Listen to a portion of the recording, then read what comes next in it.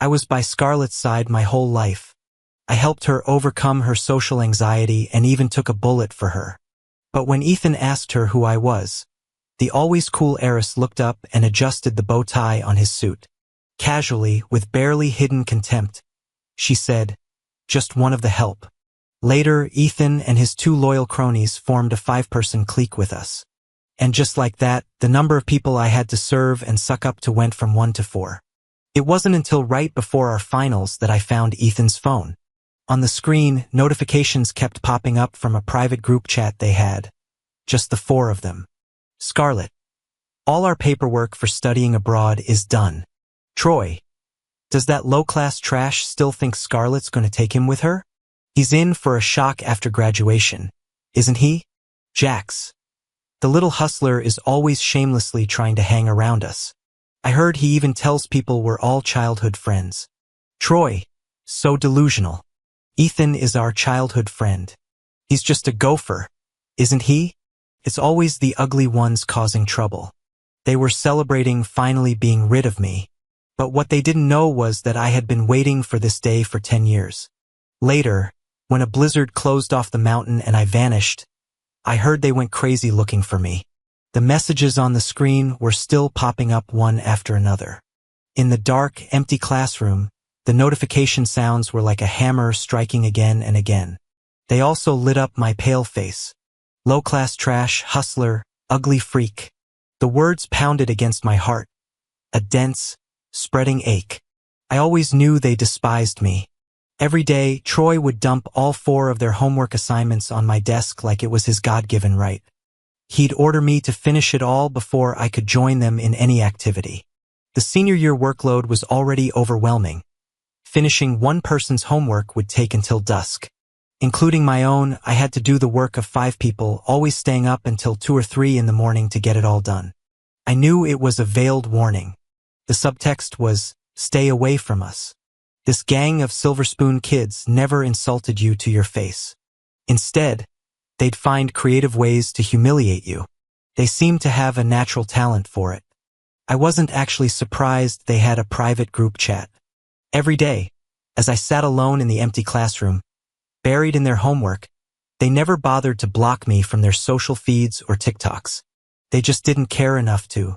Their captions always emphasized their 4-person group, tagging themselves as the Fab Four and posting group photos of the 4 of them. I was the 5th person who shouldn't have been there, who was never meant to be seen.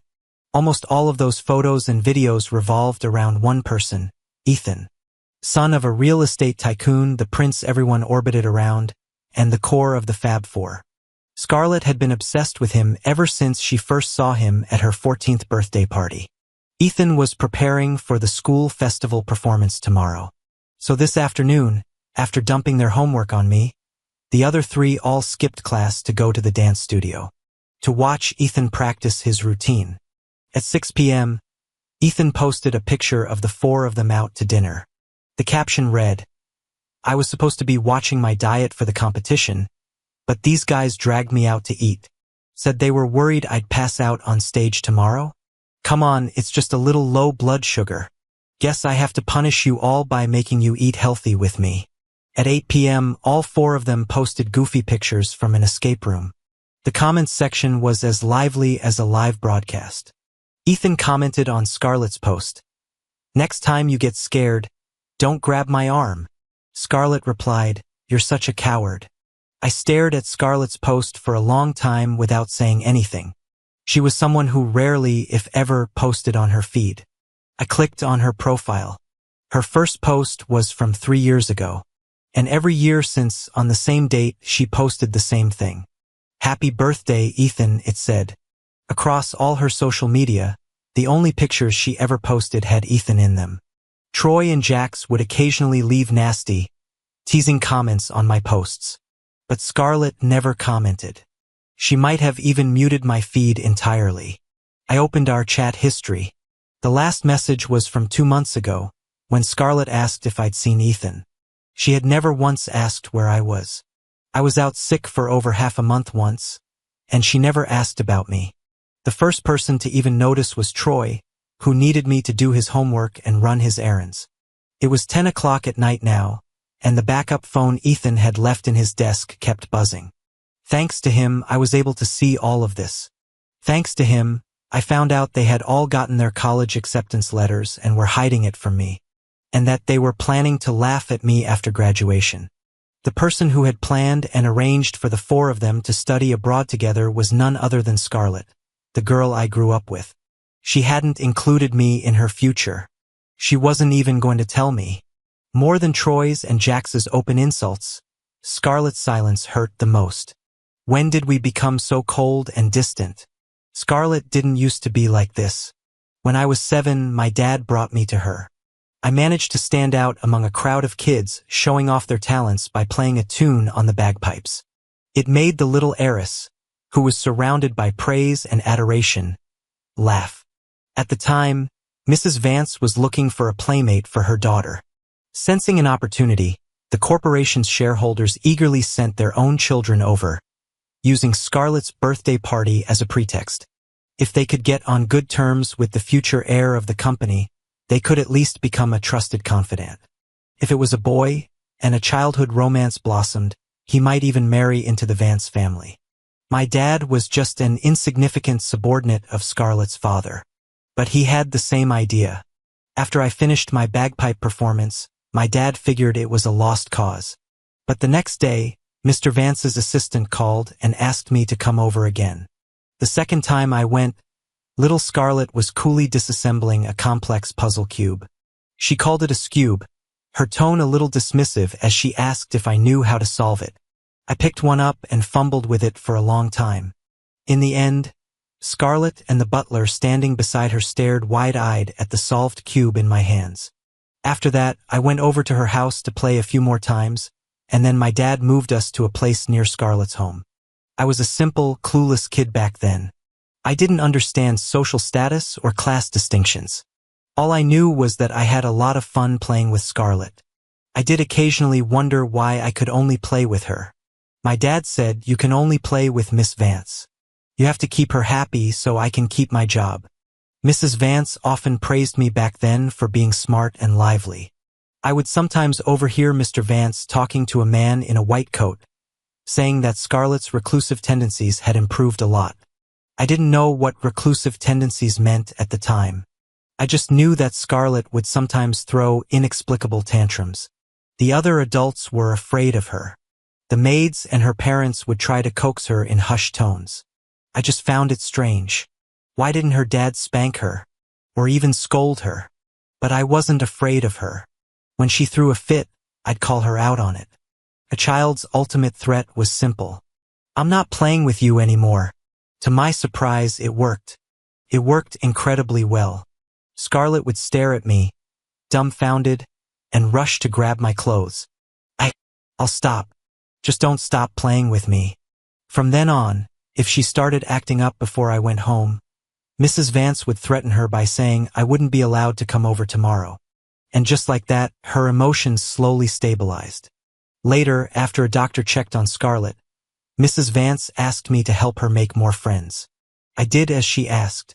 I was filled with a sense of chivalry back then, ready to go to the ends of the earth for my friend. With my help, Scarlett started interacting with more kids her age and gradually became just like any other normal kid. My dad's position at the company rose with her progress. Then, when Scarlett was 10, something terrible happened. She was kidnapped and I was taken with her. As a boy, I had a protective streak. I always saw doctors examining her, so I assumed she was frail. Protecting the weak, protecting her, it was my first instinct. She was terrified and wouldn't stop crying. I was scared too, but I kept comforting her. I promised her we would get home alive. Later that night, the Vance family and the police found the kidnappers' hideout. The kidnappers panicked and decided to kill their hostages. It was stupid, but all I knew was what I'd seen in movies, where heroes bravely save people. I didn't know that a bullet hitting your body would make you bleed, would hurt so much you'd wish you were dead. I was in the ICU for 3 days. When I woke up, I felt like I'd been to hell and back. Seeing me alive, Scarlett cried her eyes out. Our bond grew even stronger after that. We had been through a life-or-death experience together, after all. Scarlett began to truly trust me, telling me private secrets she wouldn't even tell her parents. Her parents also started treating me with more sincerity. Mrs. Vance doted on me, often saying she wanted to make me her godson. I was thrilled, but when I told my dad, he didn't seem happy. But in reality, he had already used the fact that I saved Scarlett's life to get promoted to the president's deputy. He scolded me. "What are you so happy about? If you become her brother, how are you supposed to marry her later?" I didn't understand why I had to marry Scarlett. But it seemed like everyone thought that way. They all assumed I liked Scarlett. But what does a 10-year-old know about love? I lived in an ivory tower for a while, a carefree time of childhood innocence. We were mischievous. I helped her skip class and sneak out to play. I'd imitate her handwriting to do her homework, and we'd cover for each other during grade checks. I really used to think we were friends. I thought Scarlett felt the same way. But after her social anxiety faded and she could interact with people normally, her parents transferred us to a new school, one for the rich and powerful. Scarlett began to mingle with people from her own class. She fit right into the world she was born into and became more and more of an heiress.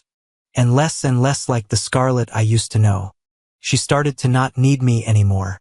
Scarlett no longer relied on me as her only playmate. My status was awkward among those wealthy kids. They would always indirectly ask who my dad was. They would also probe Scarlett about my relationship with her. When they found out my dad was a subordinate of Scarlett's father, they all got this look of understanding on their faces. Around that time, I would often overhear the rich kids talking about me behind my back. They all said I was clinging to Scarlett, that I was shameless, that I must have used some dirty tricks to stick by her side. At first, Scarlett was furious when she heard those rumors. She stood up for me. After Scarlett lost her temper and warned them, things quieted down a bit. They still looked down on me, but they didn't dare to be so obvious about it. The turning point was when Ethan showed up. After the birthday party, I started seeing Scarlett and Ethan together more often. Ethan was as handsome and radiant as a prince from a manga, with a natural youthful charm that made it hard to look away. He was the son of a real estate tycoon. His family background and looks were a perfect match for Scarlett. Ethan was a very likable guy.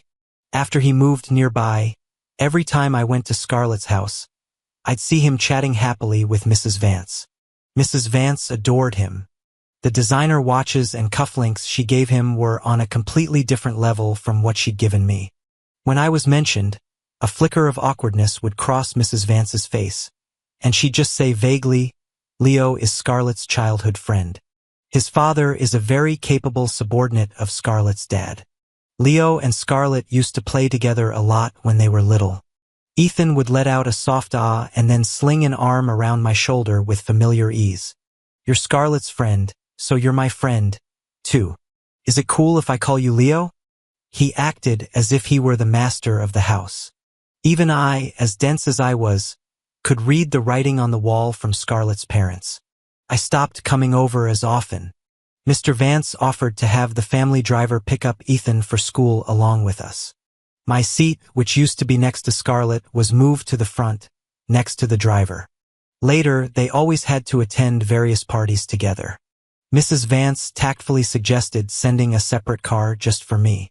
That car picked me up for a few days. Then the driver quit, and the arrangement was quietly dropped. My dad cursed me out for being useless, furious at me for not living up to his expectations. "Can't you just suck up to them? Can't you suck up to Scarlett? Weren't you so lively and likable when you were a kid? Who are you trying to impress with that long face all day?" I sat by my mother's hospital bed, looking at her comatose form without a word. But he kept rambling. "What's the point of you coming to see her every day? She's been in a vegetative state for over a year and hasn't woken up. If you keep acting like a block of wood and do nothing, and Miss Vance gets tired of you, the Vances might cut off the funding for your mom's treatment." But Scarlett hadn't come looking for me in a long time. Nothing I did would have mattered. But my dad's words hit home. He wouldn't pay a single cent for my mom's medical care. The Vance family was footing the entire bill. So, I shed my childhood naivete and began to carefully watch everyone's expressions. Scarlett would only be nice to me if I acted like I was good friends with Ethan. Mrs. and Mr. Vance would only look satisfied if I helped bring the two of them together. I became tactful and sensible. I started to imitate my father, learning how to please the Vances. Sucking up to Ethan, sucking up to Scarlett. I was becoming more and more like my dad. Ethan had two loyal cronies, Troy and Jax. They'd been clinging to him since they were kids, absolutely adoring him. During the summer before high school, these two followed Ethan, moved to our area, and transferred to our school. Their families were all friends, and they even co-owned a company together. Troy and Scarlett had known each other since they were little. So, a 5-person clique was officially formed, and we spent most of that summer together. Troy was arrogant and aggressive. Jax was a flirtatious playboy. Two guard dogs flanking Ethan, only showing their softer side to him. Both were typical rich brats with nasty tempers. From the day they learned my identity, they never showed me an ounce of respect. But Ethan would sling his arm around me, affectionately calling me Leo. Following his lead, they were polite enough to my face. But the distance between us was palpable. With two aggressive guys protecting him, Scarlett felt the serious threat of two rivals. The three of them pretended to be the best of friends in front of Ethan. Behind the scenes, it was a war zone as they fought fiercely for his attention. I didn't spend any time alone with Scarlett that whole summer, let alone have a private conversation. It was as if she had completely forgotten about her old friend. After school started, strings were pulled, and we all ended up in the same class. Scarlett and I had always been desk partners, but this time, I stood silently to the side, watching them fight for the seat next to Ethan. As expected, Scarlett won. Her good grades allowed her to choose first. Troy and Jax weren't happy. They shot her a glare, then fought over the seat behind Ethan, ending up as desk partners. I picked up my backpack, intending to sit in front of Ethan and Scarlett, but Troy and Jax blocked my way. Troy stretched out his long leg, blocking the aisle, and grinned arrogantly. "Hey Quinn, didn't you see that mutt over there doesn't have a desk partner? Go sit with her." The girl Troy called Mutt had a facial deformity. She sat behind Jax, cowering in her seat, too afraid to make a sound. I instinctively looked at Scarlett. She was talking to Ethan, her eyes crinkling with a smile. Jax glanced at her and then lowered his voice, a smirk on his face. "You think she's gonna stick up for you? Sit down." Scarlett definitely wasn't gonna stick up for me. I gave them a blank look, then silently put down my backpack and sat behind them. The girl they called Mutt and I became the targets of their bullying. She was their errand girl, and my freshly finished homework would be snatched by Troy from the front and turned in as his own. Eventually, it evolved into me doing their homework for them. I became quiet and withdrawn. I avoided speaking in front of the four of them as much as possible, and as long as their demands weren't too outrageous, I did what they asked. I would occasionally talk to my desk partner. She was great at math and had noticed several times that I would solve a problem correctly, only to erase the answer and change it. She once whispered to me, "The teacher went over that final challenge problem today, and the answer was the same as what you calculated yesterday. Why did you write it down wrong on purpose?" I glanced up at the group of four laughing and joking in front of us and answered softly, "Neither Scarlett nor Ethan got it right, so I can't get it right either." Because I was always helping her, Troy would mock me and deliberately spread rumors that Mutt and I were a couple. I couldn't be bothered with their gossip and teasing. But later, when my desk partner actually confessed her feelings to me in private, Jax overheard. That night, Troy and his friends cornered her in an alley and beat her so badly she ended up in the hospital. When I rushed to the hospital, her family, who had accepted a settlement, didn't dare take their anger out on Troy and his crew. They just pointed at me, yelling and shoving. Jax pulled them away, while Troy stood to the side, arms crossed, a provocative smirk on his face, as if he were waiting for me to be grateful. But I just stared at them coldly. I suppressed the overwhelming urge to lunge at them with everything I had. From then on, the other students in my class lumped me in with those rich brats, treating me with a mixture of disgust and fear. I didn't belong to their class, and my own class now rejected me. For my ingratitude, Troy and Jax's attitude toward me grew even worse. And Scarlett? She was with Ethan, oblivious to the world outside her window. It wasn't until my mother's life hung by a thread that I, drenched in rain, burst into a glitzy, glamorous party for the first time to find Scarlett for help. Outside the VIP lounge, I could see Scarlett adjusting the bow tie on Ethan's suit. The young man's clear voice was filled with a naive curiosity. "Scarlett, they say you and Leo Quinn are childhood sweethearts. Were you two really close before?" My heart pounded from running. My wet hair stuck to my forehead. I stared intently at Scarlett. The girl's voice was casual, tinged with contempt. Childhood sweethearts? He's just the help. Felt like my heart had been crushed. My vision blurred as rainwater streamed down my face. My phone rang. It was the hospital. My mother had stopped breathing. She was pronounced dead. The ringing startled them. They saw me and Ethan jumped. Scarlett stared at me, stunned. Her lips moved, trying to say something. I looked at her and managed to force a smile. I hadn't smiled in a long time. I gave her one last smile. "Scarlett, my mother is dead." Then, ignoring whatever they tried to say or explain, I turned numbly and dragged my heavy feet away. 2 months later, I returned to school. Like a lifeless corpse. Everything was the same. Ethan acted like nothing had happened and asked with fake concern how I was. Scarlett's lips trembled. "Are you okay?" My face was a mask, devoid of any emotion. "I'm fine. Thank you for your concern, Miss Vance." My eyes moved to my desk. It was empty. The girl had transferred. Troy slammed his homework down on my desk. I showed no reaction, simply taking it and pulling out my phone to show a payment QR code. "Mr. Troy, ghostwriting homework is priced daily. $200 per person." Troy frowned, then turned to the other three and exclaimed dramatically, "Did you guys hear that? Leo Quinn is asking us for money now." I stood perfectly still, ignoring their teasing and ridicule. Scarlett frowned slightly. "Leo, why have you become like this? Do you really need the money?" Jack sneered. "Isn't his dad making millions a year at your family's company? Don't you guys cover all his expenses? And he still has the nerve to ask us for money?" Ethan frowned. "Troy, you guys should stop forcing him to do your homework. If he doesn't want to help, just let it go."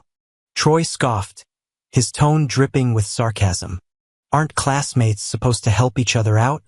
If you didn't want to help, you could have just said so." I lit up my phone screen again. "My apologies, gentlemen. Even the help needs to get paid." Troy's face went cold. He scanned a code and transferred tens of thousands of dollars to me.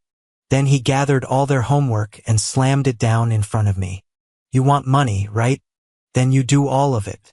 Make one mistake, and don't blame me for what happens." I lowered my eyes, picked up my pen, and without a word, began to write. And I kept writing until today. I put Ethan's phone back, then placed the freshly completed homework on each of their desks. Then I pushed open the classroom door and slowly walked out of the school, the motion-activated lights flickering on around me. I was used to everyone else's disgust, but I never expected that out of the 4 people in that private group. The one who wanted to get rid of me the most was Scarlett. The same Scarlett who I grew up with, the same Scarlett I took a bullet for. When a blind person regains their sight, the first thing they throw away is their cane. She wanted to throw me away too. But Scarlett, did you know? I've been waiting for this day for a long time too. For 10 years I've wanted to be free of you, free of my dad, free of the Vance family. The Chicago night was as bright as day. Even at 10 o'clock, the streets were still crowded. My face felt hot and a little itchy. I touched it and felt tears. So I was crying. The smoky smell of a street vendor's grill hit me. I bought a slice of pizza and sat on the curb, eating it slowly. I had never felt so liberated as I did today. They were actually going abroad. What took them so long? I was crying, but it felt like I was laughing too. Graduation was just around the corner, and that was also the day I would turn 18. How could three good things happen at the same time? I wandered around for a long time before reluctantly hailing a cab home. My dad was on the phone, nodding and bowing to the person on the other end. After hanging up, he saw me come in and cursed under his breath. You weren't with them again? Useless. Can't you do the homework faster? I could have, but I didn't want to. That way I had an excuse not to follow them around. I couldn't be bothered to deal with him. I pushed open the door to my room like a zombie. After my mom died, he had nothing left to threaten me with. Once the door was closed, all I could hear was his impotent rage. The next day was the school festival. I was planning to skip it, but Ethan sent me a message. When I arrived at the backstage dressing room, all three of them were there. Ethan was dressed in a custom-made performance outfit. The tailored design accentuated his tall, athletic build, making him devastatingly handsome. Troy and Jax were fawning over him, bustling around him, treating him like he was the most important person in the world. Ethan said, "Hey, you three, stop crowding around me. I still need to practice." Seeing me walk in, he waved and strode towards me. "Leo, you're here. They're just getting in the way. I told them not to come. See how much trouble they are?" Jax let out a wolf whistle. "If we didn't come, how would you manage, you clumsy oaf?" Ethan slung an arm around my shoulder. "Leo can help me. Leo, what do you think of my outfit today? Does it look good?" Troy sneered. "What would he know? Look at what he's wearing today. A total ugly duckling." In the mirror, I was wearing a black tracksuit with a baseball cap and a mask. I did look pretty grimy. "How can you say that about someone?" Ethan pretended to be angry and scolded Troy. Troy stood up straight, glanced at me and said mockingly, "He is an ugly freak. He's not handsome like you. He'd still be ugly even if he dressed up." "Troy," Ethan said, displeased. Jax saw the situation and patted Troy on the back to smooth things over. "All right, it's Ethan's big day. Behave yourself. Don't cause any trouble." Troy quickly apologized to Ethan, who laughed it off. The subject was changed. Ethan's family stylist and I helped him with his hair and makeup while I listened to the four of them discuss their summer vacation plans. There was a crease on the hem of his costume. I instinctively reached out to smooth it. Smack! Ethan yelped, and my hand instantly turned red and swollen. "Don't touch it." The conversation among the other three immediately stopped. Scarlett shot up and rushed to Ethan's side, frowning at me. "What happened?" Ethan seemed startled. Troy and Jax also crowded around, glaring at me. Ethan, carefully surrounded by the three of them, frowned and looked up at me. "The fabric of this costume is very delicate. It wrinkles and marks easily. Please don't touch it, okay?" I quickly tried to explain. There was a crease. Ethan frowned again. "I know you probably just wanted to touch it and see, but Scarlett went through a lot of trouble to get a master designer to rush this for me. It's very important for my performance." I fell silent for a moment. "Sorry." Troy shot me a look and complained to Ethan. "I told you he was clumsy. This low-class guy has never seen anything nice. What if he ruined your expensive clothes?" Scarlett glanced at me. "Ethan's clothes are handled by professionals. From now on, ask him before you touch any of his things." Jax shoved me aside. "Ethan called you here to help with the props. Go with that teacher and learn the cues. Don't come over here unless you have to." I squatted in a corner, distractedly memorizing the cues, and casually glanced their way. It seemed my little incident was already forgotten. I saw them talking about something else, making Ethan laugh again. After the festival performance started, the rich kids sat in the front row, waiting to watch Ethan dance. But I was stuck in the dusty prop room backstage, watching the stage on a monitor. Soon it was Ethan's turn. The moment he appeared, graceful as a prince, the entire auditorium fell silent. A second later, students were all raising their phones to record and take pictures. On stage, Ethan was like a sprite, his movements agile and fluid, as beautiful as a painting against the backdrop. Just as the dance was about to end, I finished setting all the props according to the plan and was about to head home. Suddenly, I heard a piercing scream. Commotion erupted outside. I frowned and quickly turned back. Ethan had collapsed on stage in pain, his face deathly pale. A prop I had never seen before rolled near his foot. I was shocked and ran over to help him up. But Scarlett, rushing up like a madwoman, shoved me hard. I was thrown to the ground, my head hitting the sharp corner of a wooden shelf with a sickening crack. My vision went black. The last thing I saw was Scarlett's back as she held Ethan. I heard Troy's furious voice, angrier than Scarlett for not getting there first. Who was in charge of props? Where did this stupid ball come from? The student he was grilling jumped, pointing a trembling finger at me. Leo Quinn was in charge of the props for Ethan's performance. Troy's eyes were bloodshot as he strode towards me. He grabbed me off the floor. Leo Quinn, don't think you can get away with this by playing dead. I'm gonna kill you. Suddenly, the students around us started screaming. Blood! His head is bleeding. Blood? What blood? Troy's brow furrowed, and he instinctively reached for the back of his head. The blood on his hand was shocking. Troy's face went pale. He roared at the crowd gathering around. What are you all crowding around for? Call an ambulance, now. Troy's voice trembled as he tried to find a pressure point on my face. Leo? Stop shaking him. You idiot. Jax pushed through the crowd, checked for my breath, and frowned. He's really out cold. We need to get him to a hospital. The crowd panicked, murmuring that someone was going to die. The auditorium was in chaos. The school nurse arrived with a stretcher, pushing everyone away. Quick! Apply pressure to stop the bleeding. Get him on the stretcher. We can't wait for the ambulance. He needs to go to the hospital immediately. The school was equipped with professional emergency gear, and the nearest hospital was only a 10-minute drive away. Leo Quinn was loaded into the school's medical transport vehicle. Troy and Jax, along with a few school administrators, got in as well. The nurse, busy applying pressure, said grimly that the situation looked bad. The two of them followed closely as Leo was rushed into the emergency room. Jax pulled Troy aside, making way for the emergency doctors they had called. You weren't the one who pushed him. What are you panicking for? Jax stared at the glowing light of the ER, his thoughts unreadable. On the way here, I contacted the best neurosurgeon. He'll be here in 10 minutes. Troy was frozen stiff, completely stunned. Is he going to die? But Jax just scoffed.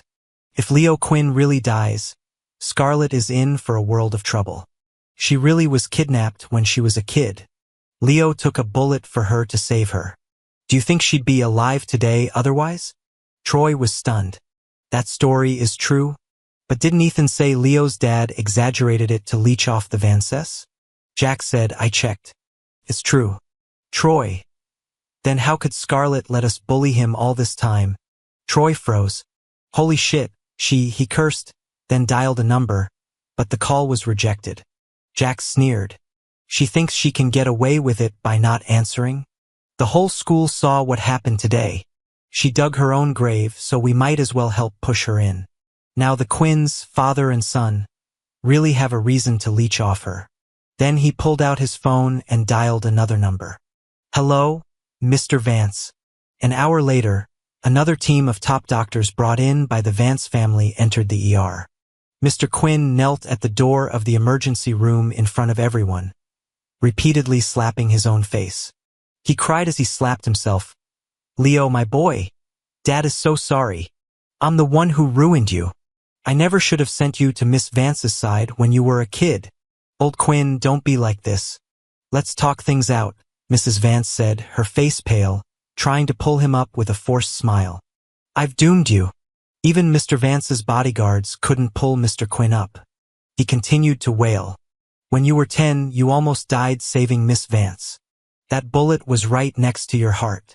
You were in the ICU for months. My son, why is your life so hard? You've only been to the hospital twice in your entire life.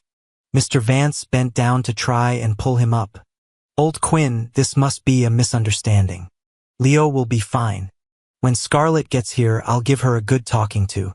My life is so bitter. Mr. Quinn ignored him completely, beating his chest and wailing. My son and I have such bitter lives. I work my fingers to the bone for the company. My son acts as a servant and takes a bullet for Miss Vance. And this is how he's treated. He's my only son. Mr. Vance's expression was grim. He turned to his assistant and asked impatiently, "Where did that little monster go? Why isn't she here yet? Causing all this trouble? Where is she hiding?" The assistant showed him the location on his phone, his tone hesitant. "Mr. Vance, the young miss isn't answering her phone. The location shows that she's also in this hospital." Scarlett hung up the phone. One call after another. Annoyed, she just turned her phone off. "What's wrong, Scarlett?" Ethan, in his hospital bed, had just been settled in. His sprained ankle wasn't serious, and a nurse was applying medicine and massaging it. Scarlett suppressed the irritation in her eyes and forced a gentle smile. "It's nothing. Just my dad's assistant. Leo probably told my dad what happened today." Ethan bit his lip. "Will your dad scold you? But you only bumped into Leo by accident. It's all my fault. If only I had seen that ball. If I hadn't fallen, you wouldn't have been in such a hurry. I'll go apologize to Leo later. If your dad scolds you, just blame it on me." Scarlett frowned. "Why should you apologize to him? Leo Quinn should be apologizing to you.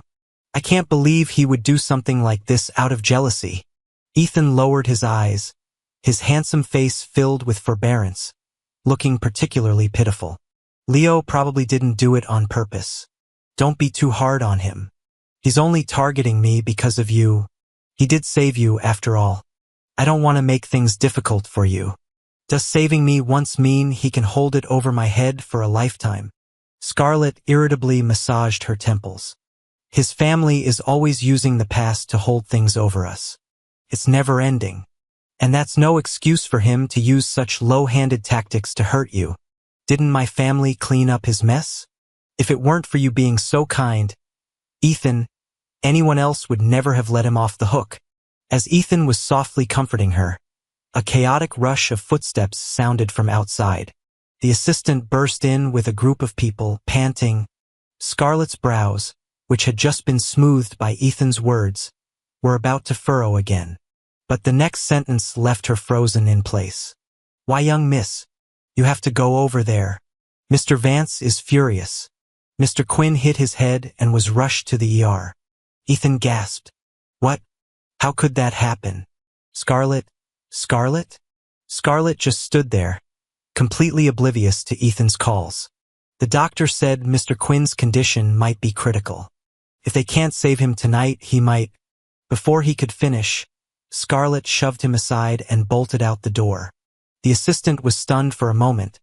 Then he and the others quickly followed to lead the way. Scarlett ran as fast as she could, the wind whistling in her ears, her mind flashing back to 7 years ago. She had run just like this back then, her vision blurred by tears, only to be stopped at the door of the emergency room. A younger her had cried her heart out, praying to any god to let him live. Now her throat was too raw to make a sound. She just ran forward numbly. A dark crowd of people was gathered outside the ER. The moment they saw her, all their heads snapped in her direction. The hot-tempered Troy lunged forward and punched her, but was immediately pulled back by others. "Scarlett, are you even human? You push him and just walk away?" He passed out on the spot. "Did you know that? He bled all the way here." Scarlett's lips moved, trying to say something, but a sharp slap from her father cut her off. "You monster! Get over here and apologize to your Uncle Quinn." Scarlett was dragged to the front. Mr. Quinn, who was kneeling and wailing, saw her and immediately grabbed her arm. The 40-something man knelt before her, tears streaming down his face. "Miss Vance, Leo grew up with you. Have you forgotten he saved your life? That bullet the kidnapper fired was meant for you. What did you say back then? You told everyone you would protect him for the rest of your life. But then you fell for Mr. Ethan, And did Leo say anything? You treat him like this. Your whole group bullies him, making him serve you tea and water like a servant. Have you forgotten who helped you overcome your social anxiety when you were a kid? Scarlett stared blankly at the man crying on the floor, unable to say a word. Fine. I don't want anything now. I quit. Just give me my son back. Give me my son back. Old Quinn, Old Quinn. Mr. Vance hurriedly tried to stop him, his tone soft for the first time. You're just saying that out of anger. You're doing a great job. The company still needs your help. Scarlett didn't do it on purpose. Don't worry. I'll definitely give you a proper explanation. Leo will be fine. Get up, please.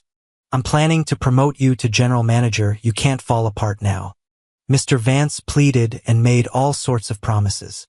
Finally, Mr. Quinn wiped his tears and allowed himself to be helped up, muttering about his bitter fate. Scarlett seemed to have lost the ability to speak, just standing there in a daze. After calming Mr. Quinn down, Mr. Vance pulled her aside to a deserted corner, his brows furrowed. His tone was one of disappointment and anger. Don't you have any sense of proportion? Why did you push him? Now look, whether he wakes up or not, we're going to have to compensate his father with company shares.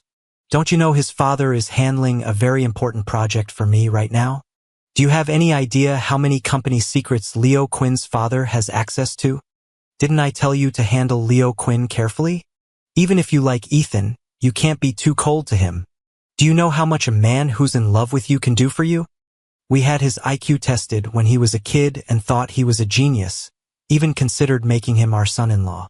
Who knew he'd suddenly become so useless these past few years? Scarlett felt as if her soul had been drained from her body. She remained silent in the face of her father's relentless accusations. The light in the emergency room stayed on all night.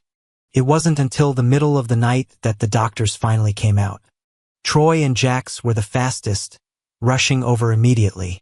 Mr. Quinn and Scarlett's parents also crowded around. Everyone had been waiting in terrified anticipation for the result. The doctors let out a collective sigh of relief, exhausted but visibly pleased, announcing they had won the battle against death. Scarlett's heart stopped for a second. Everyone surged forward but was held back. Leo Quinn was wheeled out, his head wrapped in bandages. His bloodless face was covered by a respirator, connected to a countless, dense web of wires and 4 tubes. He had survived. I've been on the brink of death twice now. So this time, starting from the beginning, 10 years of my life flashed before my eyes like a movie. Memories I had deliberately forgotten and buried broke through the surface. The pain was hidden in the quiet years, a dampness in my life that always throbbed with a secret ache. I could no longer pretend everything was fine. I've always been a spineless, weak person. My parents split up when I was 6. My dad always said it was because I was disobedient that I drove my mom away. So I started being very, very obedient, hoping my mom would come back for me. When we first moved to Chicago, my dad struggled at work. He always came home angry about something, and no matter what I did, he was never satisfied. I got hit a lot back then. After hitting me, he would hold me and cry, telling me how hard his life was. Actually, the first time I met Scarlett, I didn't like her.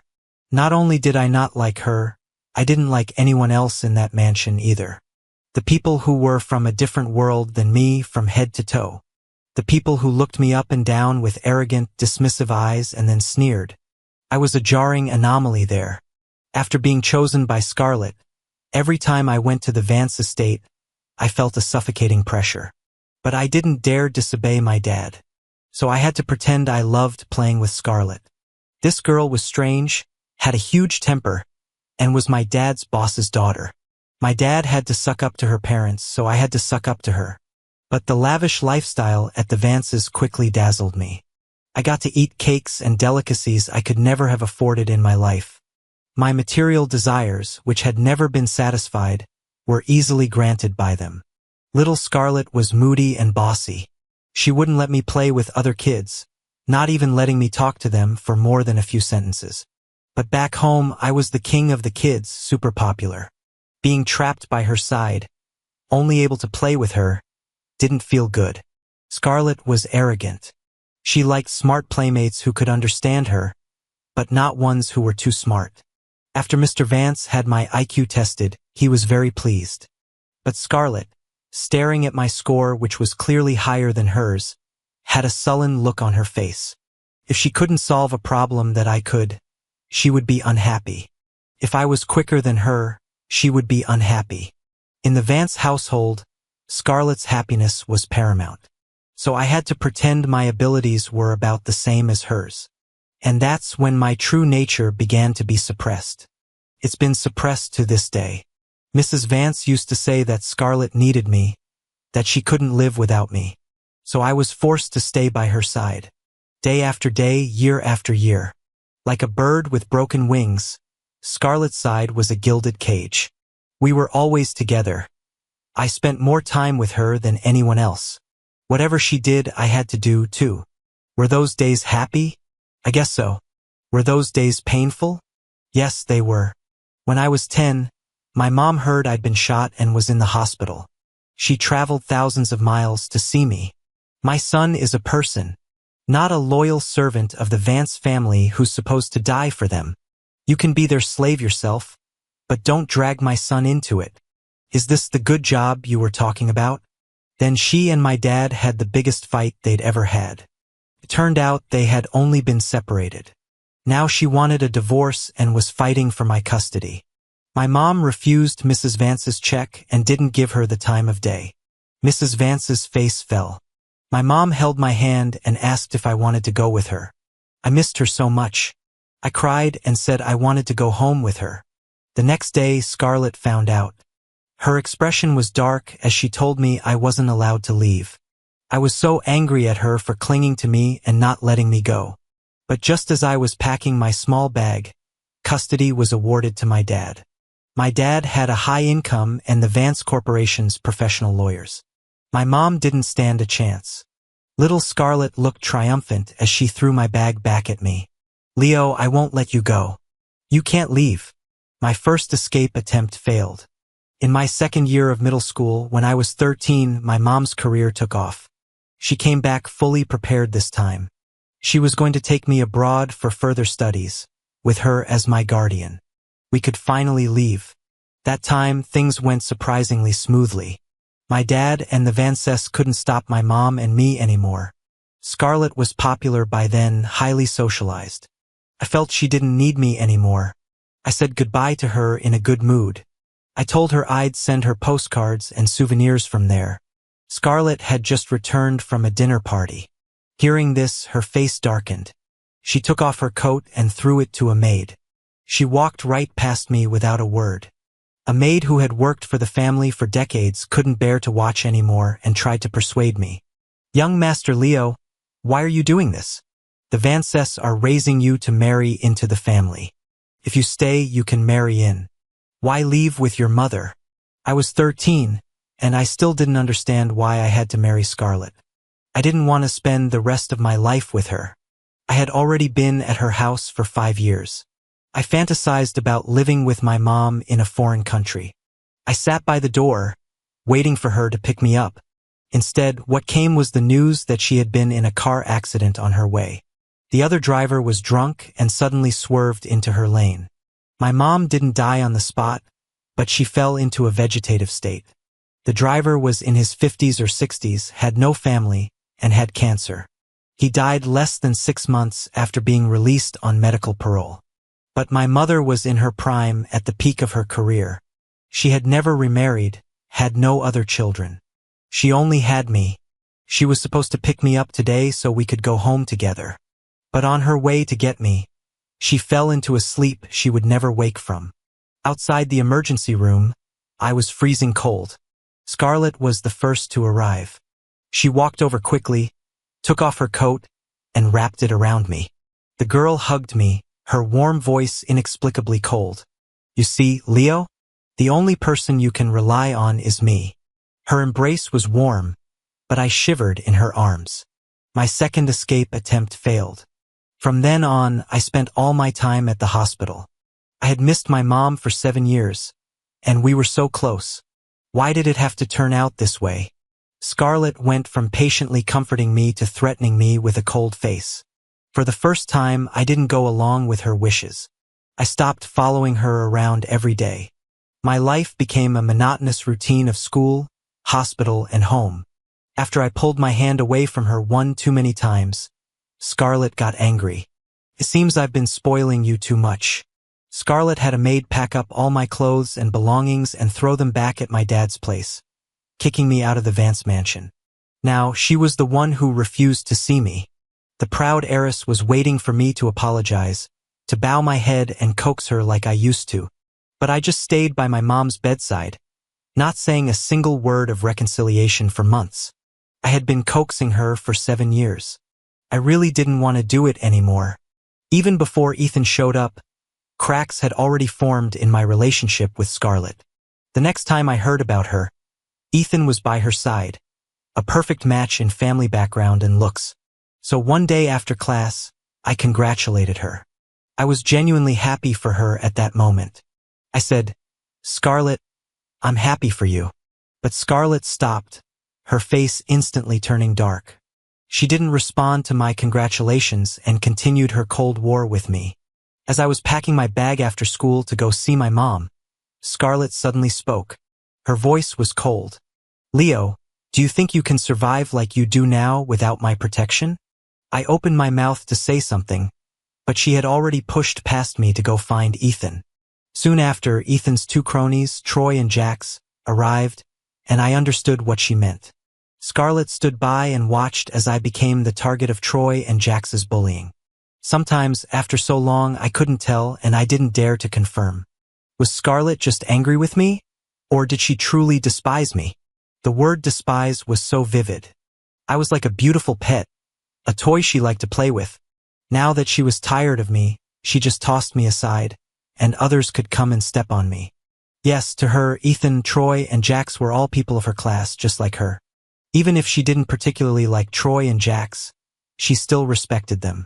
For the past 7 years, she had liked me, but she didn't even have the same respect for me as she did for them. So I endured. My mother was still being treated in the Vance family's hospital, so I endured. But my mother died. Outside the hospital, a torrential downpour. I cried my heart out over her body. Before I went to find Scarlett, she had already been on the brink of death. Her condition had improved greatly those few days. She had woken up and talked to me a lot. She said, "It's so good. My Leo has grown up so much. You're the one I worried about the most." She said, "I'm sorry, it's all my fault. When you were 6 and your dad took you away, I wasn't able to take care of you. In the future, never give up your career or your dignity for anyone. You have to rely on yourself first." I said, "Mom, I don't blame you. I'm not happy here. Get well soon, and I'll go home with you." She smiled and said yes. "Okay, I'll take you home." But she lied to me. It was a final burst of energy before the end. My mom said one last thing to me. "Run, Leo. Run as far as you can. Mom can't go home with you anymore." She left me the money in her account and the contact information of her colleagues and friends. On that day, I lost the only person in the world who loved me. My dad sold me out for his own gain, a hypocritical schemer. When I was shot, he was secretly glad that my actions had put the Vances in our debt. He didn't care if I was happy or sad. As I grew older, I realized he didn't love me at all. He even had several mistresses on the side. My childhood bond with Scarlett was completely shattered that day. Shattered by her words, "Childhood sweethearts? He's just the help." After the funeral, I took my ID and household registration documents and ran. Afraid my dad would catch me, I didn't dare take any trains or planes. I hired a long-distance taxi. I carried her ashes in my bag, traveling 1,000 miles back to the hometown I had left as a child. My maternal grandparents had also passed away. After burying my mother, I didn't dare stay in a hotel that required registration, so I found a rental in an old part of the city and hid for over a month. I was my dad's cash cow for leaning on the Vances. He would never let me go. They reported me to the police and found me. In front of the officers, he said I was a rebellious kid who had run away from home. I wasn't an adult yet. Even though I expressed a strong desire not to go with my dad, he was still my legal guardian. After a stalemate at the police station for several days, people from the Vance family came with a lawyer and forcibly took me back. My third escape attempt failed. My heart was dead as I was pushed into the car. My dad relentlessly accused me of being willful and reckless. "You're being ridiculous. You've learned to run away from home. All because Miss Vance said one thing to you. Do you know how worried Miss Vance was? She's been looking for you. Go back and apologize to her." But as soon as I got back, I locked myself in my room and refused to see anyone. And as expected, Scarlett didn't come looking for me. I went back to school a month later. I wasn't a child anymore. This time, my endurance was deeper, more patient. I was preparing for my fourth and final escape. I had two paths before me. Either my dad died or I waited until I was 18. Besides, I still had a lot to do. In fact, ever since my mom's accident when I was 13, I had never given up investigating what happened. I had my ways. The programming classes I took with Scarlett as a child, I had a unique talent for it. A computer, the invisible network. No matter how brilliant I was at it, Scarlett would never see it. During that escape, I actually met someone else, the successor to the CEO of the company my mom used to work for. The new president who had just taken over the group. With a grand plan in my heart, the past 2 years of humiliation and endurance didn't seem so hard to bear. After all, I was much luckier than King Gojin of you. It was just listening to their sneers, running errands for them, doing their homework, being on call, and getting paid for it. I counted down the days until I turned 18. That was the distance to my freedom. But when my head hit the ground, I couldn't help but feel a surge of resentment towards Scarlett, whom I had long given up on. The person who, as a child, promised to protect me for a lifetime, was the only one who wielded the knife that stabbed me. When I opened my eyes, the first face I saw was Scarlett's. There were heavy, dark circles under her eyes. She looked utterly exhausted, and her usually impeccable suit was creased and wrinkled. Scarlett was keeping vigil by my bed. When she saw my eyes open, she jumped up in surprise. "Leo? Leo, you're awake." Two people dozing on the sofa nearby immediately got up and walked over. I thought I was hallucinating. I was actually seeing Troy and Jax. The most ironic thing was my dad wasn't in the hospital room, but the people I hated the most were. "Leo?" Scarlett's face drew closer, her expression filled with anxiety. But I just looked at her blankly. "Who are you?" The glass in Scarlett's hand slipped and shattered. The room fell silent. She was stunned, in disbelief. "Leo, you're joking, right? How could you not remember me? How could you forget? All right, does he remember that you were the one who pushed him?" Jax sauntered over. "Hey, do you remember who I am?" I sneered inwardly but kept my face blank and shook my head. "Troy, no way. Did he really lose his memory?" He reached out to touch my head, but I recoiled in disgust and stared out the window. But Scarlett was acting like she had lost her mind. "This is impossible. Leo, you really don't remember me? Leo." Her voice was incredibly hoarse, on the verge of breaking down. Scarlett's hands trembled as she grabbed my shoulders, forcing me to look at her. "Leo, look at me. It's me, Scarlett." Her voice sounded like she was about to cry, but I just looked at her with the eyes of a stranger, blank and unmoved. My cold gaze seemed to trigger something in Scarlett, and she began to shake my shoulders frantically. "Scarlett, what the hell are you doing?" He just woke up. Troy yanked Scarlett away, but her fingers were clenched so tightly that I was pulled along with them. I was getting annoyed. I immediately clutched my head and pretended to be in immense pain. "It hurts. My head hurts so much." Scarlett instantly let go. "Leo," she didn't get to finish before Troy and Jax dragged her away. In the hospital room, within just 2 hours, I had said the same thing to countless people. "Who are you? I don't remember you," including my dad. I acted like I didn't know him at all, and when he said he was my father, I put on a look of complete disbelief. I listened from my room as the doctor told them I might have lost my memory due to injury to a certain part of my brain. The patient's amnesia may be temporary, or it may be permanent. But I have to give you a heads up. We need to observe him for other issues, and you should be prepared for the possibility that he may not return to his pre-injury state. As Mr. Quinn listened, he instantly sensed something was wrong. Doctor, are you saying my son might be simple-minded? The doctor, we can't rule out that possibility. My poor son. He started wailing again. What will you do in the future? If you're simple-minded, who will want you? Scarlett's parents' faces turned awkward at his words. The implication was so obvious. Their daughter would have to be responsible. Mrs. Vance tried to call Scarlett, but she was sitting in a corner, her face in her hands, looking completely lost. I was getting tired of the noise. I acted like I was in pain and had the nurses shoo them away. It was quite a scene after I woke up.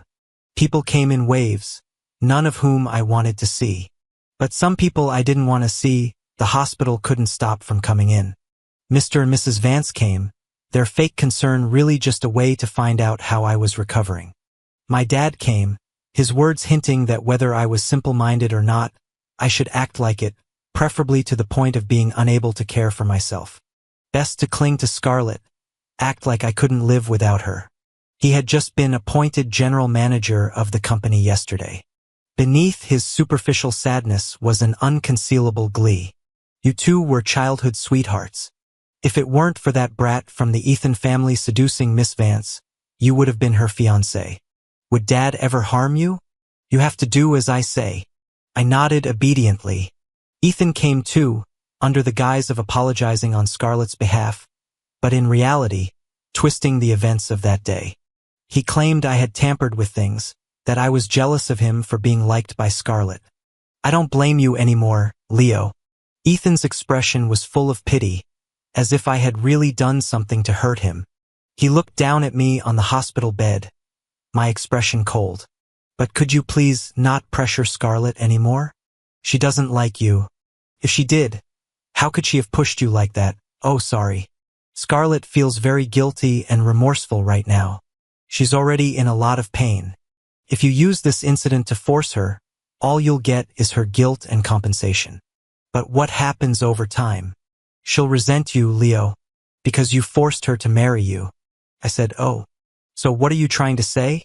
I don't know you and I can't tell any of you people apart. My words choked him. His gentle expression almost cracked. What I mean is, whatever compensation you want, we can give it to you. I nodded. In that case, I don't want to see you. Can you get out now? Ethan left in a huff and Scarlett came again. She looked even more haggard. Her expression hurt as she looked at me. Leo. I remembered my dad's words clearly. The moment she said one word, I threw a pillow at her. Then I clutched my head, screamed, and started frantically pressing the call button for the nurse. Scarlett stood there, stunned, letting me throw whatever I could grab at her. She looked as if she had aged several years in an instant, her eyes red as she kept calling Leo, until the doctors and nurses dragged her away. After much discussion and various scans, the doctors came to a conclusion. Scarlett was a trigger for me, worsening my condition and hindering my recovery. Mrs. Vance seemed relieved, but my dad grew anxious, arguing that it was impossible and demanding to question me himself. Of course, the doctors stopped him. He then brought up the story of me saving Scarlett as a child, insisting that Scarlett couldn't just push me and then abandon me. He said she had ruined my life, and if she didn't take responsibility, who would have me? Troy sneered. When he was smart, she couldn't stand him. You think she'll want him now that he's a simpleton? The Vances faces fell, their expressions turning ugly at Troy's words. Scarlett's voice trembled, but for the first time, she responded to my dad's days of pressure. Her voice was hoarse. I'll take responsibility. I'll marry him. I want him. But Troy got agitated. He doesn't even remember you. You think just because he has amnesia and has become simple, all the crap you did can be wiped clean. Scarlett yelled back. You were the one who always bullied him. You all did. Who was it that always made him do your homework and run your errands? Troy, you have the nerve to say that. Troy was too stunned to argue, about to lunge at her before Jax held him back. Jax sneered, "You're right. We bullied him, but you were the one who isolated and excluded him, weren't you? The four of us who's clean. Who hasn't bullied him? But Scarlett, he was your friend. You were the one who allowed us to treat him like that. Everything he's endured these past 3 years was with your silent approval." Troy. Exactly. Do you dare tell Leo Quinn what you told us? You said he was clinging to you, that his family was driving you crazy. You said you liked guys like Ethan. Scarlett's chest heaved with anger, but she couldn't say a word in her defense. She had given Leo Quinn the cold shoulder for 4 years. It started with a few months of the silent treatment, but Leo had guts. He never once bowed his head or tried to make peace with her. For years, and he had never once come to her to reconcile. No, he came once. But what did she say then? Childhood sweethearts? He's just the help. And after that, Leo never came to her again, never called her Scarlett again. Scarlett was speechless. They parted on bad terms. The next day, during their group visit, I sat with a bandage on my head and expressionlessly filled out a Sudoku puzzle. I had specifically asked the doctor for it. I also asked for a high school physics and math Olympiad level test paper. Half an hour later, I put down my pen and pushed the paper towards them. My dad's face turned white with rage. Mr. Vance's assistant and secretary checked the answers, exclaiming in disbelief, "My God, Mr. Quinn is a genius. This is absolutely incredible. He could totally compete in the Olympiad." Mrs. Vance finally let out a sigh of relief. Her daughter wouldn't have to marry him. Mr. Vance was also very happy. "This is a blessing in disguise, old Quinn," Mr. Vance said, patting his shoulder happily. "You must be overjoyed, right? Your son is back to normal. I knew he had it in him since he was a kid. Say no more. We have to make sure he gets the best treatment. Then I'll have a special team assess his strengths and cultivate him properly. You're going to have a comfortable life with such an outstanding son." Mr. Vance completely avoided mentioning the marriage Scarlett had previously agreed to, instead lavishing praise on me and promising to invest heavily in my development. Troy and Jax's jaws dropped as they stared at the perfect score on the Olympiad paper. Holy crap! Ethan also breathed a quiet sigh of relief, glancing at the test paper and the Sudoku. A flicker of resentful jealousy crossed his eyes before he put on a gentle smile. "Scarlett, this is great news.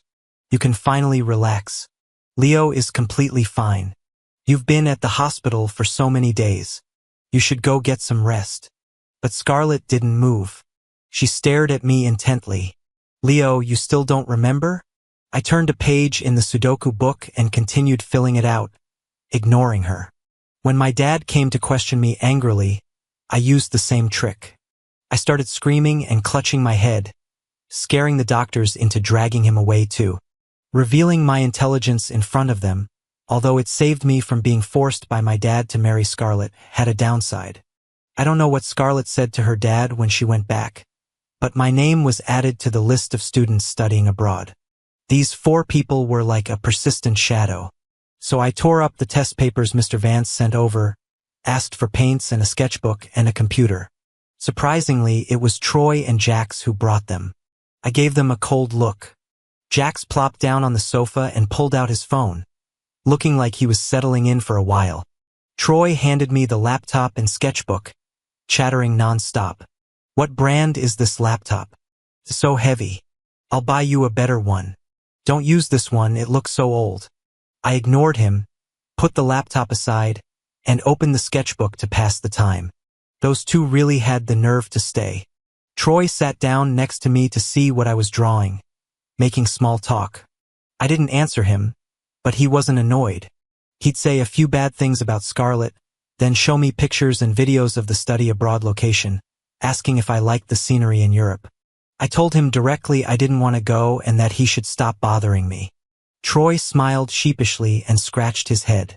"You seem a lot grumpier since you lost your memory." Jax put down his phone and, using some excuse, sent Troy out to buy me food. He got up, walked over to me, and said with a half-smile, "Leo Quinn, you haven't really lost your memory, have you?" I didn't even look up, just kept sketching. Jax sat down at the foot of the bed, his tone odd. "This is a pretty good move. You've hit Scarlett so hard she's completely disoriented. She doesn't have time to think about Ethan anymore. Compared to your dad's pathetic act, your amnesia trick is much more brilliant. And you've proven it. Scarlett likes you, but it took you nearly dying for her to realize it. How long do you think that'll last?" I continued to sketch, not bothering to answer him. Jax was smart, probably the only one with a brain in that group. He was right. But so what? He had only guessed that I hadn't lost my memory. Why did they all assume I was head over heels in love with Scarlett? Seeing that I wasn't responding, Jax shrugged indifferently. "So cold." He smiled, then placed a USB drive on the bed. "A gift for you. It has the surveillance footage from the stage and backstage that day. The Vances were quick to delete it, but if they had looked a little closer, they might have found out who threw the ball." My heart skipped a beat, but my pen didn't stop moving. There was no way in hell I threw that ball. You didn't need a brain to know it had something to do with Ethan. It was just that Jax's performance was completely bizarre. But I was tempted to ask him one soul-searching question. "Ethan didn't choose you, did he?" Feeling a little hurt?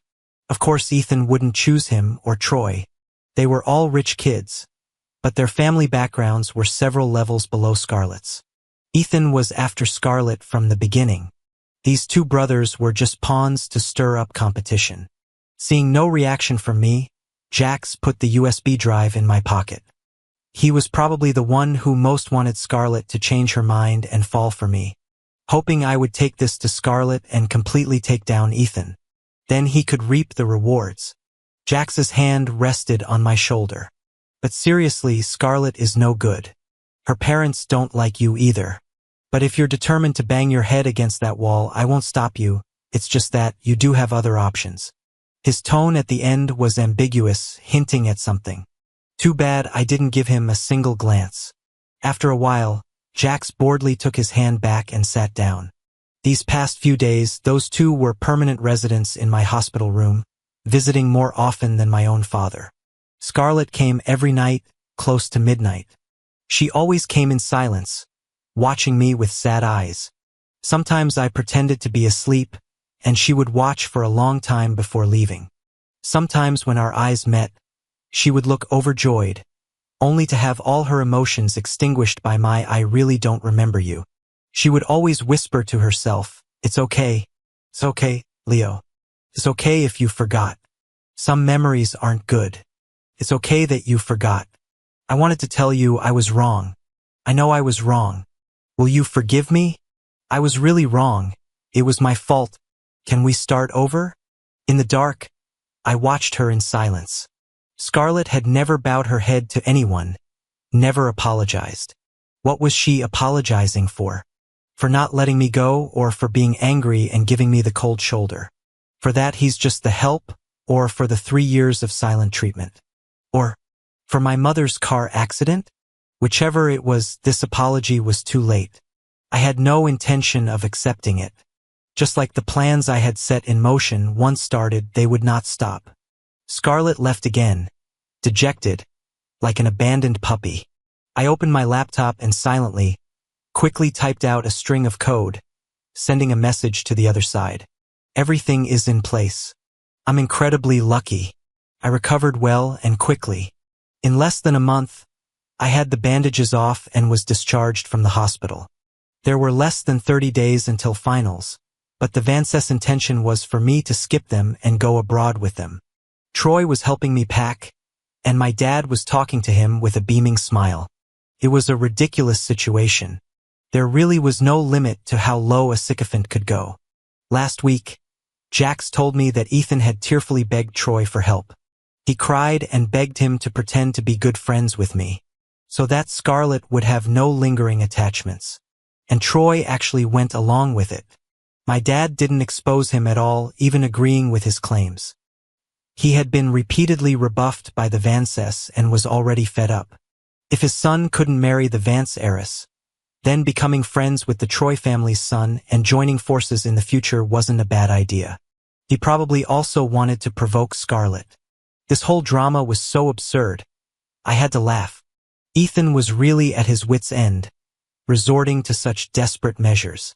But I understood why he didn't ask Jax for help. Because Troy was a simple-minded jock, always the first to charge into battle for him. I didn't argue or deny it. It was too funny. One more thing to annoy everyone before I left. I didn't mind. Troy's acting was quite convincing. Whenever Scarlett came looking for me, he would argue with her as my good friend. That didn't hurt her. What hurt her was my silence. I never denied Troy's words.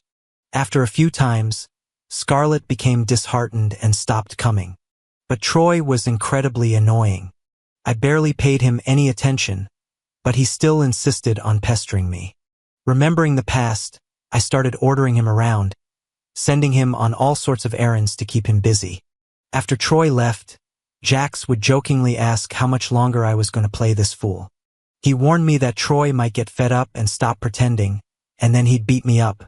I glanced at him. I really thought this guy was two-faced. Once, while I was walking around the hospital, I overheard them talking in a deserted corner. I eavesdropped. Jax, are you pretending or is this for real? Can't you see that guy is deliberately messing with you, making you go buy all that stuff? Troy got agitated. Of course I'm acting. How could I ever be friends with him? Jax sneered, you'd better be. Dogs fighting dogs. I now believed the four of them probably had 8 different group chats behind each other's backs, yet they still called themselves the Fab Four. After being discharged, I just stayed in my room and refused all visitors. A few days later, the Vances held a party. Scarlett came to my door during the day with a suit. My dad made her wait for a while before leading her up to me. Scarlett's tone was pleading. Leo, this was custom-made to your size. It's a style you used to love. Will you just take a look? Scarlett thought she was going to be rejected again. But I looked up. Let me see it. Scarlett was overjoyed and quickly handed over the suit. I didn't take it. I asked her, when does the party start? In the evening, as the party began, Scarlett carefully slowed her pace, looking back at me from time to time. Her eyes were filled with genuine admiration and praise. Leo, you look so handsome. My face was expressionless, but I offered a rare response. Yeah, I am pretty handsome. This party was hosted by the Vances to welcome the new heir of another main branch of the family from Seattle.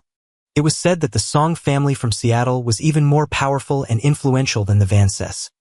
So Mr. and Mrs. Vance had arrived early, their faces plastered with eager smiles. The Fab Four were there, of course. When Ethan glanced at me, his handsome face inevitably froze for a second.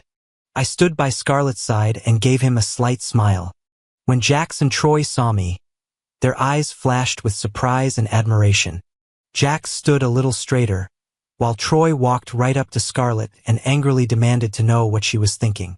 Scarlett sneered, Troy, you sent him so many gifts. Did he even look at them? He's only wearing the suit I gave him. I listened to their pointless arguments over who I belonged to. Suddenly, I heard a commotion at the front. The main guest had arrived. A distinguished figure, surrounded by bodyguards, slowly walked over and greeted the Vance family. Finally, I looked at the tall figure surrounded by the crowd. It was the first time I had seen Scarlett's father so obsequious. Miss Serena, it's so wonderful to have you in Chicago. You must stay for a while. She was a stunningly beautiful young woman, and the only one in a room full of dresses who didn't need to wear one. She didn't need a male escort either. She had her own circle of people fawning over her. Is this what power feels like? It's wonderful. Scarlett pulled me over to greet her. Cousin. Serena's beautiful eyes narrowed as she looked at me. Scarlett quickly introduced me. This is Leo. He's my fiancé. Her parents' expressions changed, but in front of everyone, they didn't say anything.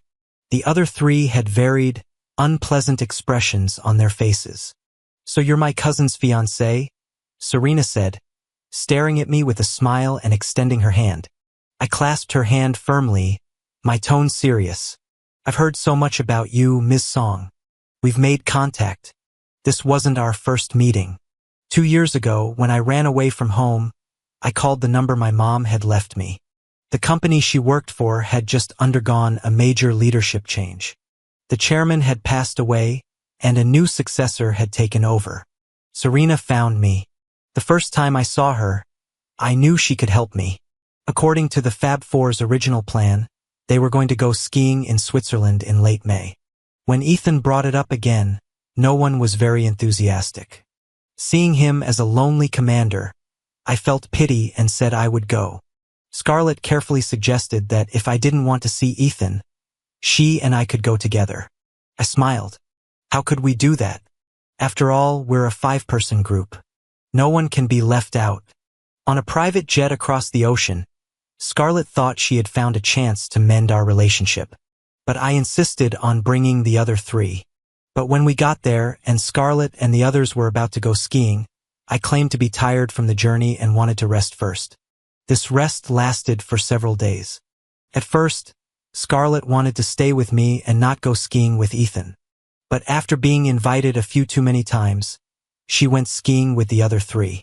I had calculated everything. I had brought my passport, ID, and all my important documents on this trip. 2 hours after Scarlett left, Serena sent a message saying it was time to move. So I put on my ski gear and slung on the backpack I had prepared. Under the surveillance cameras, I walked step by step towards the snow-covered mountain. I used to ski with Scarlett a lot as a child, so I was quite skilled.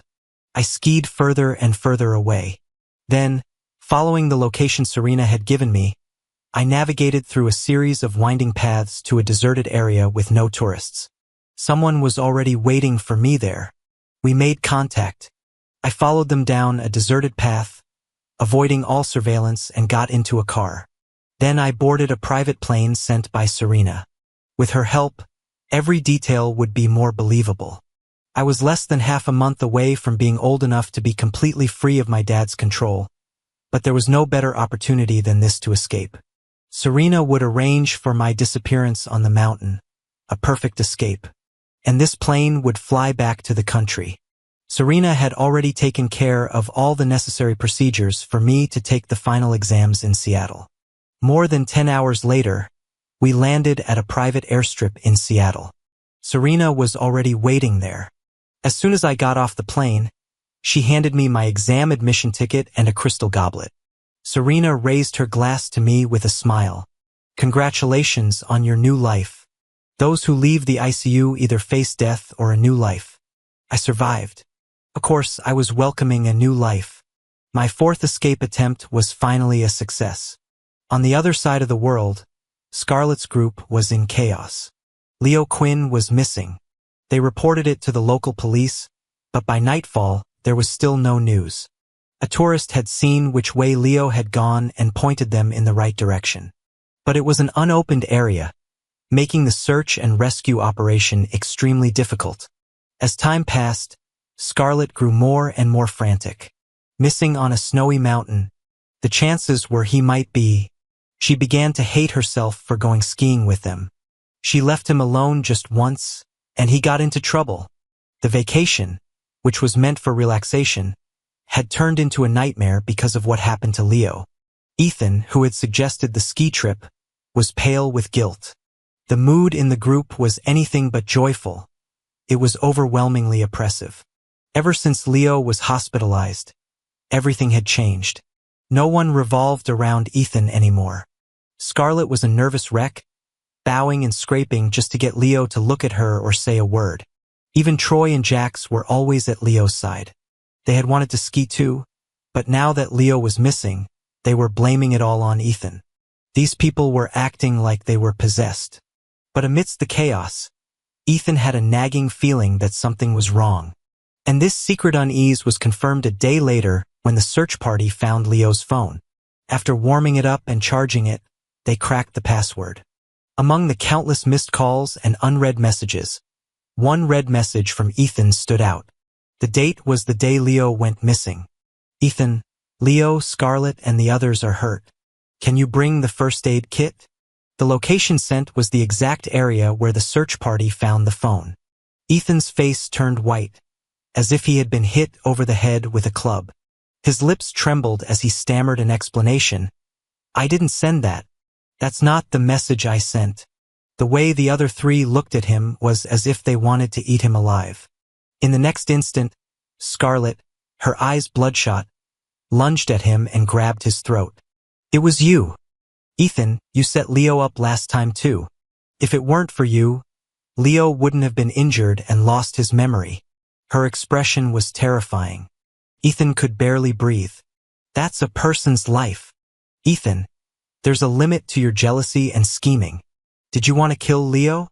People pulled the enraged Scarlett away, but their gazes towards Ethan were no longer friendly. "If anything happens to Leo, I'll make you pay with your life." Troy held back the frantic Scarlett, while Jax just watched coldly. Ethan was on the verge of a breakdown, crying and desperately trying to explain. "It wasn't me. It really wasn't me. This time it really wasn't me." He had sent a message to Leo, but it definitely wasn't that one. Ethan's vision went black. But with the evidence right there, he had no way to defend himself. It was aimed at him.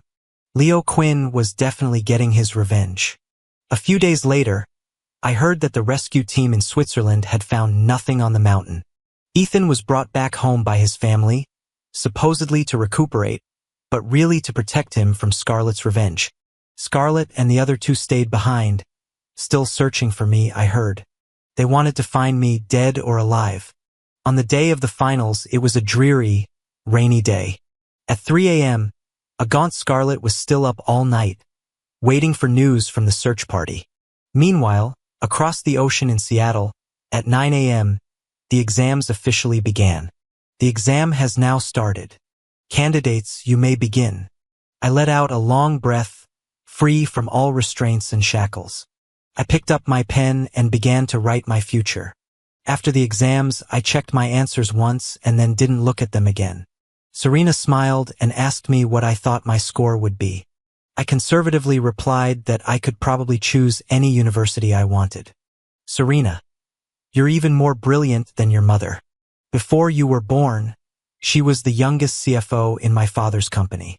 I thought you would follow in her footsteps, but I didn't expect you to be such a rare genius in information technology." A year ago, I became a cybersecurity consultant for Serena's group. I was excellent at fending off attacks from foreign entities or competing companies' hackers. She was very satisfied. If I could defend, I could also invade. For the past 2 years, I had endured humiliation as the help around the four of them, secretly digging up dirt on their families and closely monitoring the Vance family's movements. After biding my time, I was ready to strike. 2 years ago, Serena told me that my mother's car accident was not an accident, but a man-made disaster. My mother was the company's CFO at the time, a key figure. Serena had people investigate the accident. On the surface, everything seemed normal. But Serena discovered that the son of the driver at fault had already gone abroad half a month before the accident. An overseas account had received a deposit of $2 million. At that point, what was there not to understand? Serena gave me the information on the unknown account that made the payment. I followed the trail, tracing the IP address, layer by layer. I traced it back to a small, obscure trading company under Scarlett's father. In that moment, I was consumed by rage and hatred. I knew that even if I handed this evidence to the authorities, not only were my methods of investigation illegal, but Scarlett's father had plenty of people to take the fall for him. They had done it so cleanly that it would be impossible to trace it back to him, the big boss. All because his daughter couldn't bear to let her beloved toy leave. Mr. Vance just had to lift a finger, and my mother suffered a heaven-sent disaster. The more I learned about their family's power and influence, the more terrified I became. My desire for revenge was like an ant trying to shake a tree. After I returned, I kept thinking, how much did my dad know about this? Or was it possible that my dad was also an accomplice in my mother's death? After all, if my mom had taken me away, it would have been nothing but detrimental to him. Everything he gained in the Vance group was because of me. And what about Scarlett? Did she know? If she didn't know, why did she arrive so quickly that day? Why did she say those things? Why was she so sure I couldn't leave? A chill ran down my spine. One was my own father, the other was the friend I grew up with. Yet they might have been accomplices in my mother's murder. I stayed up all night, then accepted Serena's offer of cooperation. She would help me break free from the Vance family and my dad. I would help her acquire the Vance family's decades-old business empire in Chicago. I couldn't get revenge on my own. So I went back with my dad, back to them. My dad was Mr. Vance's deputy and held most of the group's secrets. Those secrets were either paper documents he kept at home or electronic files. Breaking into his computer was as easy as breathing. In fact, if you look closely, every corporation has its dirty secrets and gray areas. But no matter how deeply they were hidden, as long as they used electronic devices, I could dig them up.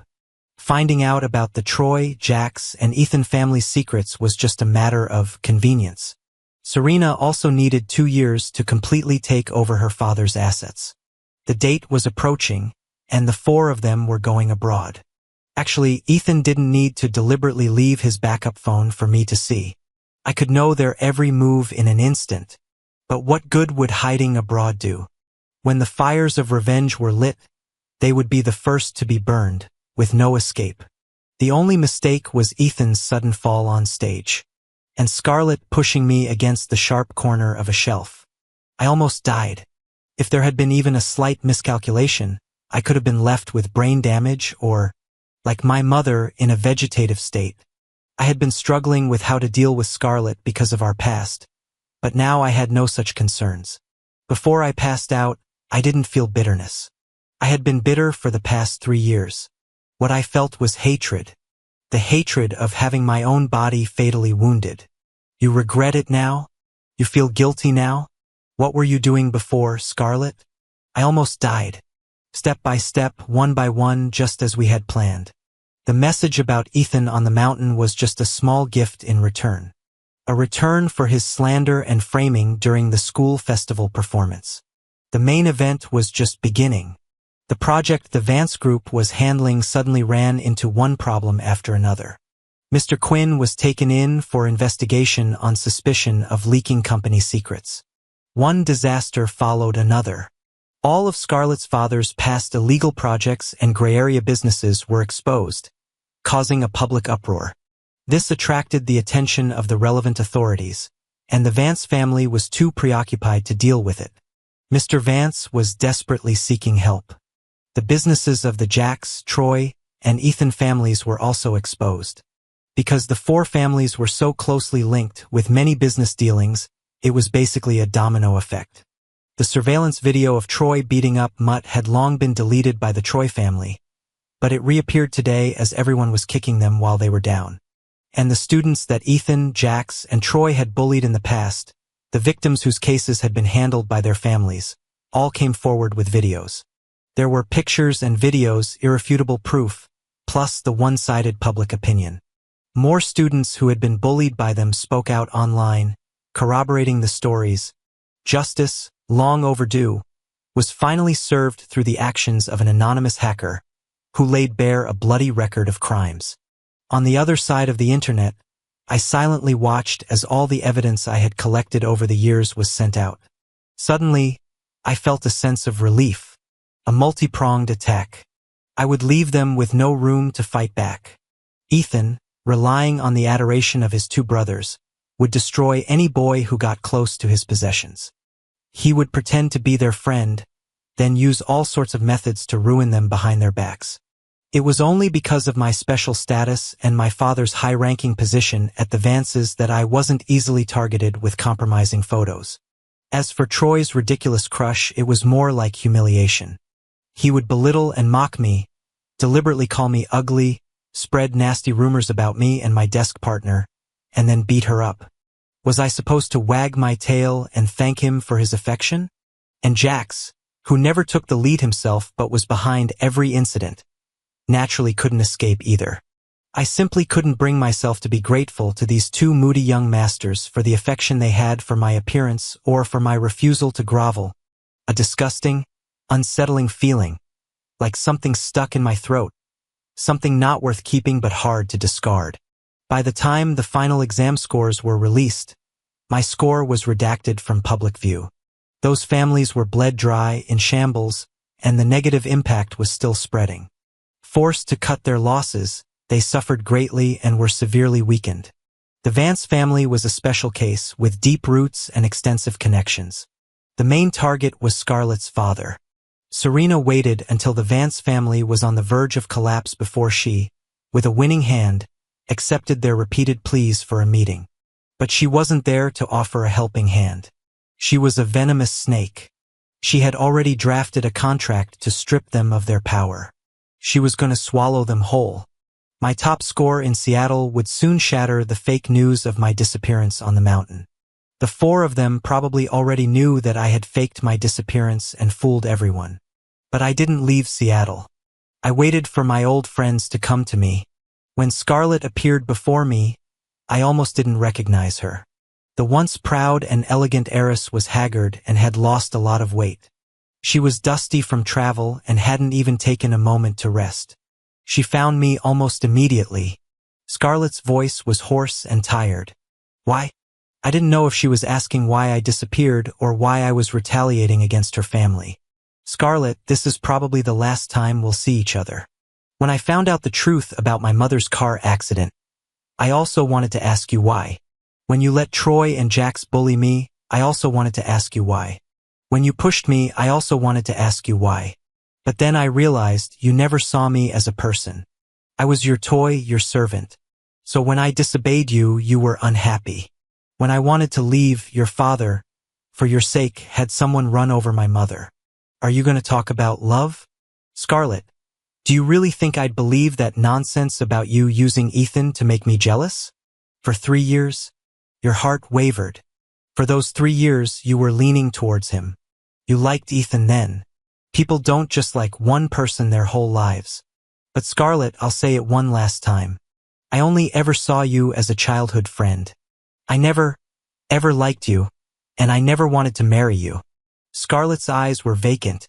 Her lips just moved. I know. But Scarlett, you held me back. Do you know that? Do you know what kind of life my mother had planned for me? I took a step closer to her, staring directly at her. Scarlett crumbled under my interrogating gaze. A life where I could develop freely, plan my own days, without having to accompany someone all the time, where I didn't have to hide my talents, didn't have to carefully protect someone's ego by concealing my own abilities, where I didn't have to watch people's expressions, didn't have to be someone's servant. I just had to be myself. With each question, the color drained from Scarlett's face. By the end, she was on the verge of collapsing. I'm sorry. I was selfish, Leo. I'm sorry. I backed her up against the main gate, step by step, then reached out my hand, just like that day, and pushed her hard. Scarlett's eyes were full of shock. She was lucky. She just fell.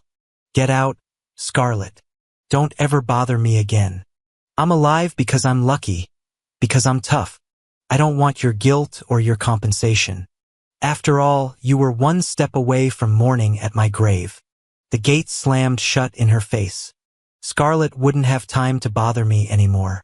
Her family had plenty of problems waiting for her.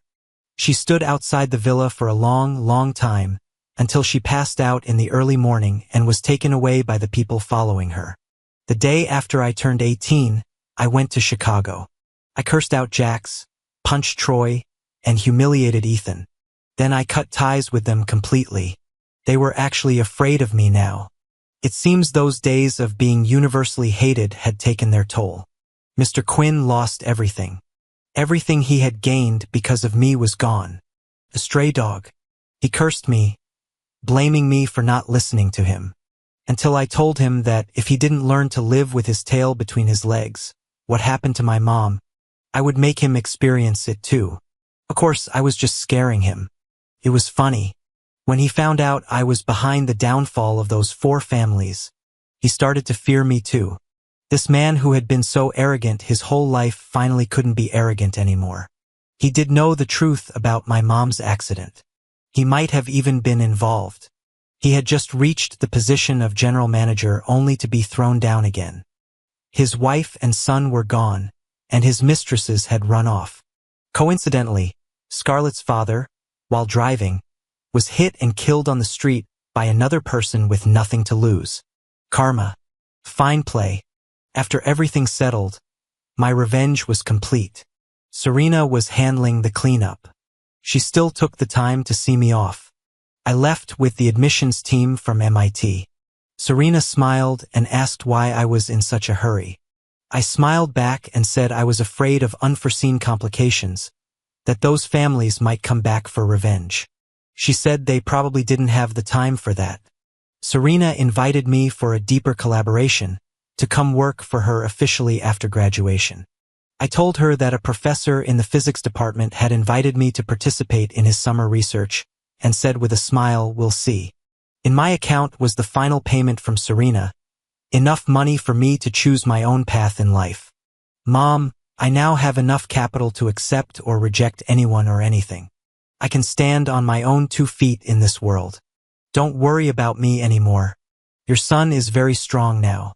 I will, as you hoped for me, aim high and reach for the stars. In my 18th year, I finally welcomed my own new life.